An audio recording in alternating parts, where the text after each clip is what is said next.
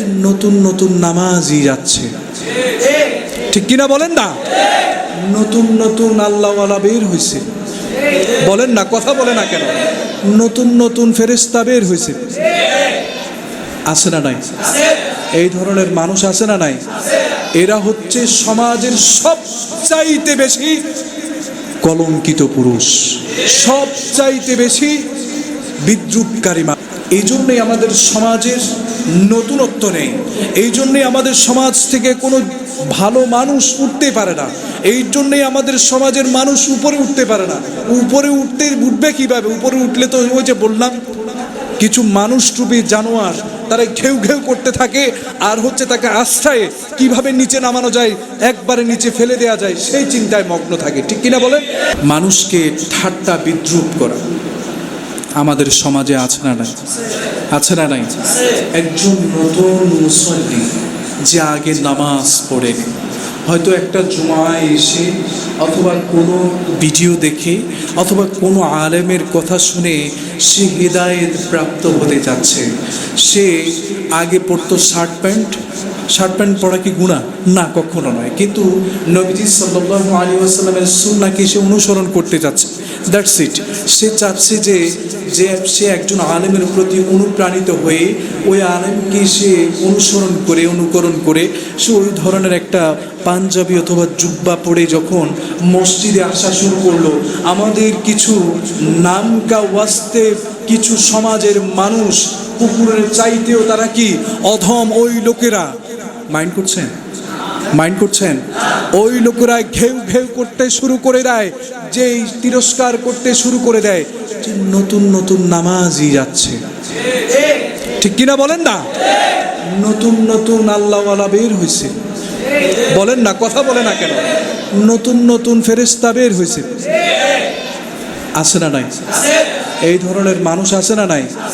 এরা হচ্ছে সমাজের সবচাইতে বেশি কলঙ্কিত পুরুষ, সবচাইতে বেশি বিদ্রুপকারী মানুষ, সবচাইতে বেশি খারাপ মানুষ, ঠিক কিনা বলেন?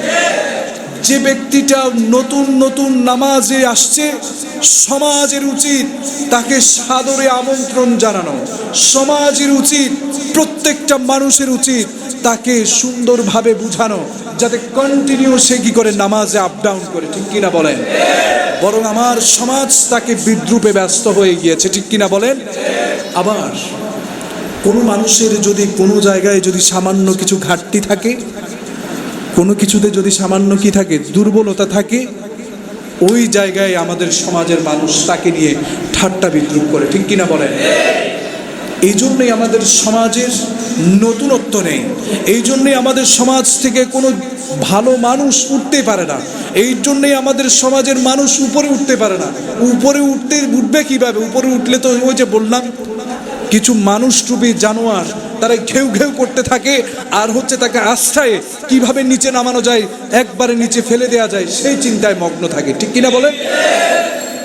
এটাই তো আগেই বলে দিয়েছি, এরা সমাজের কীট, এরা সমাজের কি, আরো জোরে বলেন, এরা সমাজের কি? ঠাট্টা বিদ্রুপকে এবং উপহাসকারীকে যিনি পছন্দ করেন না তিনি কে? আরো জোরে বলেন না, তিনি কে? আপনি একটা মানুষকে দেখে হয়তো সাময়িকভাবে অন্য মানুষকে হাসাতে, একটা মানুষকে দেখিয়ে আপনি ঠাট্টা বিদ্রুপ করলেন, হ্যাঁ বেড়ার ইয়া হয়েছে কিন্তু এটা নাই, নামাজি হয়েছে কিন্তু কিছু পারে না, হ্যাঁ কিছু শিখে নাই, পড়ালেখা নাই, এই নাই, শুধু নাম আছে, কিছু নাই, ঠিক কিনা বলেন না? আমার কথা হচ্ছে যে দিক থেকে উপরে উঠতে চাচ্ছে তাকে উঠতে দিন, তাকে কি করতে দিন? আরো জোরে বলেন, কি করতে দিন? এখন আপনি উঠতে চাচ্ছেন, আল্লাহ আপনাকে উপরে উঠাতে যাচ্ছে, সমাজের মানুষ আপনাকে নিয়ে ঠাট্টা আর বিদ্রুপ করছে। একটা কথা স্পষ্ট করে শুনে রাখেন, যারা ঠাট্টা বিদ্রুপকে, উপহাসকে বৃদ্ধাঙ্গুলি দেখিয়ে কানের মধ্যে তুলা দিয়ে একমাত্র রবের উপরে ভরসা করে যারা নিজের কাজে মনোনিবেশ করতে পারে, ওয়াল্লাহি আল্লাহ সুবহানাহু ওয়া তাআলা তাদেরকে রহমত দান করেন এবং তারা আল্লাহর রহমতের উপরে উঠতে থাকে। দুনিয়ার শুধু সমাজ নয়, সমাজের মানুষ নয়, দুনিয়ার সব মানুষ মিলেও তাকে নিচে নামানোর কারো ক্ষমতা নেই। ঠিক কিনা বলেন? বেটা, তুমি যত বিদ্রুপ করো, উপরে উঠানোর মালিক কে? উপরে উঠানোর মালিক আল্লাহ। হাসাহাসি যত পারো করে নাও, দেখা হবে সাকসেস হওয়ার পরে। ঠিক কিনা বলে? আমি যেদিন সাকসেস হব সেদিন তুমি আমার পায়ের নিচে আসবা, পায়ের তলায় আসবা। যতবারও ঠাট্টা করে নাও। ঠিক কিনা বলেন? আমার জন্য আমার আল্লাহই যথেষ্ট হয়ে যাবে। তোমার মতো পাগল ছাগলের আমার দরকার নেই। ঠিক কিনা বলেন? এইসব কীট পতঙ্গের কথা আপনারা শুনবেন না। যারা আপনাকে নিয়ে ঠাট্টা করছে, আপনাকে নিয়ে বিদ্রুপ করছে, বাদ দিয়ে দিন, তাদেরকে ছেড়ে দিন। কার কাছে? জোরে বলেন, তাদেরকে ছেড়ে দিন কার কাছে? আল্লাহর কাছে। আল্লাহর জন্য তাদেরকে ছেড়ে দিন, আর আপনার জন্য রবকে যথেষ্ট বানিয়ে নিন। ইনশাআল্লাহ আপনার জীবনে সফলতা জিনিয়ে এনে দিবেন তিনি কে? আল্লাহ সুবহানাহু ওয়া তাআলা। যারা ঠাট্টা করে, বিদ্রুপ করে, উপহাস করে, তাদের জায়গা, তাদের স্থানকে আল্লাহ বুঝিয়ে দিচ্ছেন। রব্বুল আলামিন বলছেন, যালিকা জাযাউহুম জাহান্নামু বিমা কাফারু ওয়াত্তাখাযু আয়াতি ওয়া রুসুলি হুজুয়া। আল্লাহ রব্বুল আলামিন বললেন, যারা ঠাট্টা করে, বিদ্রুপ করে, একজনকে হাসাতে অন্যজনকে কষ্ট দেয়, আল্লাহ বললেন তাদের স্থান হচ্ছে জাহান্নাম। তাদের স্থান কোথায়? জাহান্নাম। ওই যে বললাম, সমাজের কীটদের স্থান কখনো জান্নাতে হতে পারে? সমাজের কীট তো এরা যাবে সেই জাহান্নামের কীট হিসেবেই পৌঁছবে। ঠিক কিনা বলেন না? এই ধরনের কারোর সাথে আপনার কোনো রিলেশন আপনি রাখবেন, কিন্তু যারা আপনাকে নিয়ে ঠাট্টা বিদ্রুপ করেছে তাদের জন্য আল্লাহ যথেষ্ট হয়ে যাবে ইনশাআল্লাহ। আপনি চিন্তা করতে পারেন, আপনাকে ঠাট্টা বিদ্রুপ করছে, মনে রাখতে হবে সবচাইতে বেশি ঠাট্টার বিদ্রুপের শিকার হয়েছেন আমাদের দয়ার নবী মুহাম্মদুর রাসূলুল্লাহ। সবাই পড়ি সাল্লাল্লাহু আলাইহি ওয়াসাল্লাম। সবচেয়ে বেশি হয়েছে। দেন নামাজে যখন তিনি পড়তে গেলেন, নামাজ পড়তে গিয়ে উনি বিদ্রুপের শিকার হয়েছে। জানেন তো, নবীজি নামাজ পড়ছিলেন কাবার চত্বরে। কোথায়? আরো জোর বলেন, কোথায়? কাবার চত্বরে নবীজি নামাজ পড়ছিলেন। নামাজ পড়া অবস্থায় আবু জাহেল, উতবা, সাইবারা সাথে বসেছিলেন। তারা চিন্তা করলো যে মুহাম্মদ, সবাই পড়ি সাল্লাল্লাহু আলাইহি ওয়াসাল্লাম, নামাজ পড়ছে, এই সুযোগে তাকে কিছু করা যায় কিনা। হঠাৎ করে আবু জাহেল চিন্তা করলো, মুহাম্মদ যখন নামাজের ভিতরে যখন সিজদায় চলে যাবে, তখন তার ঘাড়ের উপরে যদি অমুক ব্যক্তি একটি ছাগল জবাই করেছে, সেই ছাগলের নাড়ি বুড়িয়ে এনে যদি মুহাম্মদের যদি ঘাড়ের উপরে দেওয়া যায়, তাহলে কত মজা হবে। নাউজুবিল্লাহ, কে বলবো? তাহলে কত মজা হবে। উতবা, সাইবা সবাই মিলে আবু জাহেলকে সমর্থন করলো।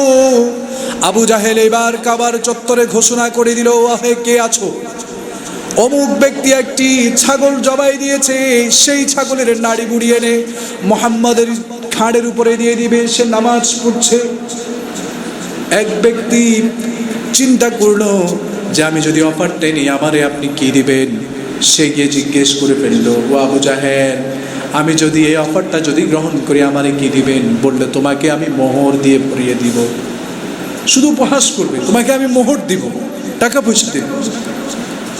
এরপরে সেই লোকটা চলে গেল সেই জায়গায় টাকার লোভে। আর এদিকে আবু জাহেলরা বসে আছে, কখন নবীজি সাল্লাল্লাহু আলাইহি ওয়াসাল্লামকে কিভাবে বিদ্রুপ করা যায়, হাসি ঠাট্টা করা যায়। এই জন্যে সেই লোকটা একটু পরে সেই নাড়ি বুড়ি এনে দাঁড়িয়ে থাকলো, কখন নবীজি সেই নামাজের মধ্যে কখন সিজদায় যাবে, আর কখন সেই অফারটাকে আবার পরিপূর্ণ করবে। ঠিক যখন নবীজি সাল্লাল্লাহু আলাইহি ওয়াসাল্লাম সিজদায় গেলেন, সিজদায় যাওয়ার পরে যখনই সিজদায় গেলেন, সিজদা যাওয়ার মাত্রই সেই লোকটি সেই নাড়ি বুড়িগুলো নিয়ে আবার নবীজি সাল্লাল্লাহু আলাইহি ওয়াসাল্লামের ঘাড়ের উপরে গিয়ে রেখে দিলেন। নাউজুবিল্লাহ। নবীজি সাল্লাল্লাহু আলাইহি ওয়াসাল্লাম কিচ্ছু বলেন না, সিজদা থেকে উঠেন না, শুধু কান্না করছেন। কার উদ্দেশ্যে? আরো জোরে বলেন না, কার উদ্দেশ্যে? এই জন্য ঠাট্টা বিদ্রুপের শিকার যদি আপনি হন, আপনারা দুনিয়ার কারণে দরকার নাই, একমাত্র যাকে প্রয়োজন আর যাকে ডাকার প্রয়োজন চিল্লায় বলেন তিনি কে? আল্লাহ ছাড়া আপনাকে কেউ হেফাজত করতে পারবে না। এই দুনিয়ায় সবাই সবার পর, সবাই সবাইকে নিয়ে ব্যস্ত, কেউ কারো নয়, ঠিক কিনা বলেন? একমাত্র আপনাকে আল্লাহই রক্ষা করতে পারেন, ঠিক কিনা বলেন? তখন নবীজি সাল্লাল্লাহু আলাইহি ওয়াসাল্লাম কান্না শুরু করেছিলেন, সিজদা থেকে উঠেন না। তখন একজন সাহাবী নবীজি সাল্লাল্লাহু আলাইহি ওয়াসাল্লাম নিজের ছেলের মতো যাকে পেলেছেন, আব্দুল্লাহ, সে দেখেছে সে হ্যাংলা পাতলা ছিল, সে এতগুলো সুঠাম দেহের অধিকারীর সাথে পারবে না, এজন্য পিছন থেকে দেখছে আর কান্নাকাটি করছে। কান্না করতে করতে করতে করতে নবীজি সাল্লাল্লাহু আলাইহি ওয়াসাল্লামের মেয়ে আমাদের আম্মাজান ফাতেমা রাদিয়াল্লাহু তাআলা আনহার কাছে গেলেন, গিয়ে বললেন যে আমার নবীজিকে এভাবে এভাবে করে কি করছে, হেনস্থা করা হচ্ছে, ঠাট্টা বিদ্রুপ করার জন্য ওনার ঘাড়ের উপরে নাড়ি বুলি দেওয়া হয়েছে। তখন ফাতেমা রাদিয়াল্লাহু তাআলা আনহা চিৎকার করতে করতে বাবার কাছে আসলেন, দেখলেন বাবা সিজদায় পড়ে আছে। আল্লাহু আকবার। নবীজি সিজদায় পড়ে আছেন আর কান্না করছেন। নবীজির ঘাড়ের উপরে সেই নাড়ি বুড়িগুলো আছে। তাড়াতাড়ি গিয়ে কন্যা গিয়ে বাবার সেই কাঁধের উপর দিয়ে গিয়ে ঘাড়ের উপর থেকে সেই নাড়ি বুড়িগুলো সরালেন। নবীজি সিজদা থেকে উঠলেন, তারপর তিনি সালাম ফিরালেন।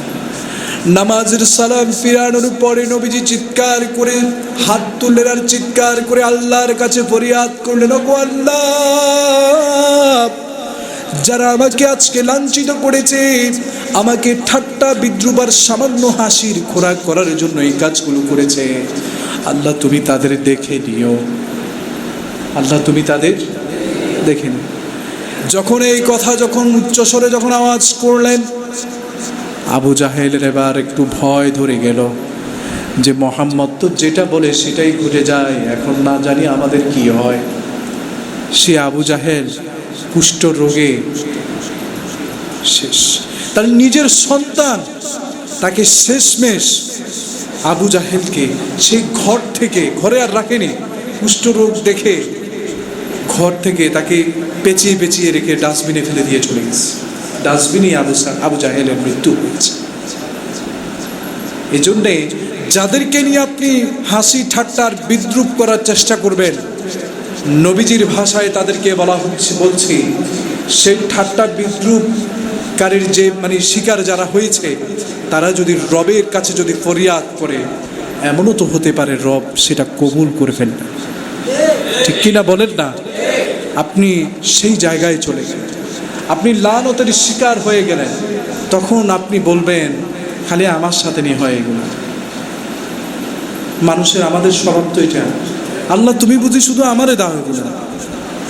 আসলে আমাদের যা কিছু হয়, বিশেষ করে আমাদের বেশিরভাগ অসুখ বিসুখ, কিছু ক্ষেত্রে হয়তো রব আমাদের কাছে আমাদের জন্য পরীক্ষা স্বরূপ দেন, আর কিছু কিছু আমাদের দোষের কারণেই হয়, মানুষের লানতে হয়, ঠিক কিনা বলেন না?